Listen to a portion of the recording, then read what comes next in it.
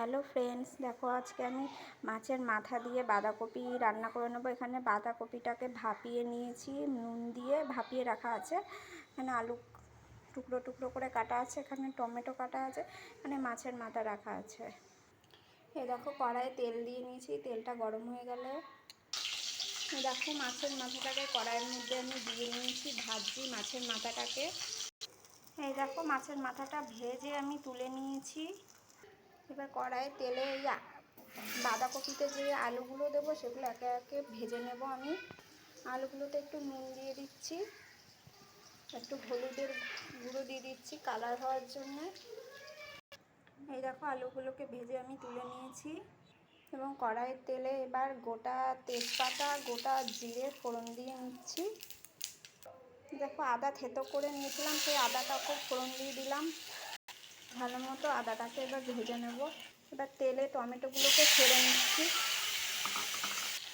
তেলের মধ্যে হলুদের গুঁড়ো দিয়ে দিচ্ছি, আর এখানে একটা জিরের গুঁড়োও দিয়ে দিচ্ছি।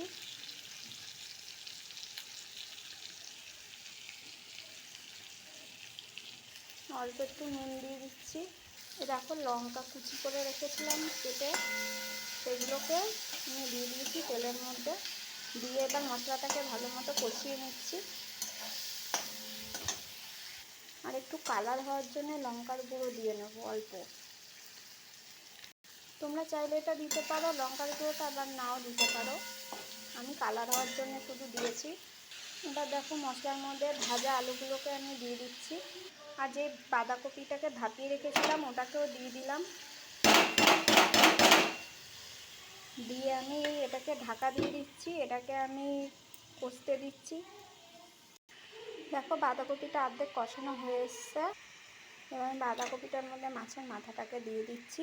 মাছের মাথাটাকে খুন্তি দিয়ে এরকম চাপ দিয়ে ভেঙে দেবেন আপনারা।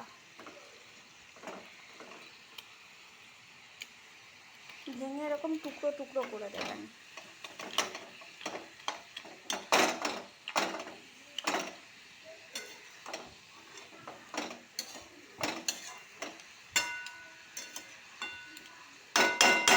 এবার এটাকে আবার থালা দিয়ে ঢাকা দিয়ে দেবেন। দেখুন থালা দিয়ে আমি ঢাকা দিয়ে দিচ্ছি, আবার কষতে দিচ্ছি। এই দেখুন আমার বাঁধাকপি হয়েই এসছে প্রায়, আর একটু হবে। এই দেখুন এবার আমি বাঁধাকপিটাকে নামাবো। নামানোর আগে সামান্য অল্প একটু চিনি ছিটিয়ে নেব। এই দেখুন বাঁধাকপিটা নামানোর আগে অল্প একটু গরম মশলা দিয়ে দেবো, গরম মশলার গুঁড়ো।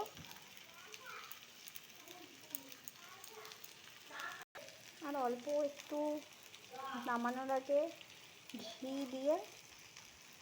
দেখুন আমার বাঁধাকপি রেডি হয়ে গেছে, এবার আমি নামিয়ে নেব কড়াই থেকে। এই দেখুন আমার বাঁধাকপি রেডি হয়ে গেছে। আপনাদের যদি ভিডিওটা ভালো লেগে থাকে please like and subscribe and share করে দেবেন ভিডিওটাকে।